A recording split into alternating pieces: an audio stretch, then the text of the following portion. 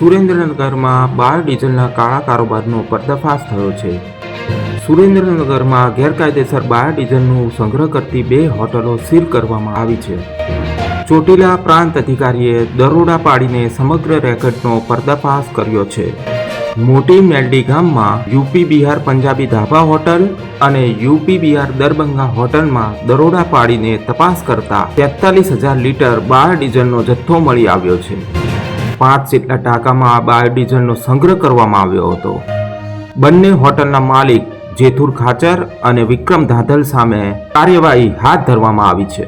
આજે રાત્રે 12 વાગે અમારી નાયબ કલેક્ટર પ્રાંત ચોટીલાની ટીમ સાથે અમોએ રાજકોટ ચોટીલા હાઈવે ઉપર નાની મોરડી પાસે આવેલ 2 હોટલ, જેમાં હોટલ યુપી બિહાર પંજાબી ઢાબા અને યુપી બિહાર દરભંગા, આ બંને હોટલ ઉપર રાત્રે 12 વાગે આકસ્મિક રેડ પાડવામાં આવેલી હતી. આ રેડમાં દરમિયાન બંને હોટલમાંથી 3 શંકાસ્પદ જ્વલનશીલ પદાર્થ એટલે કે બાયોડીઝલ એ ટાંકા ભરેલા મળી આવેલ છે. એક ટાંકો નતો મળી આવતો, પણ સવારે જેસીબી લાવી અને એને પણ શોધી લેવામાં આવેલ છે. અને સાથે સાથે એ કેમ્પસમાંથી એક ટેન્કર ટ્રેક ભરેલું મળી આવેલ છે, જેનો નંબર છે GJ12CT 9266.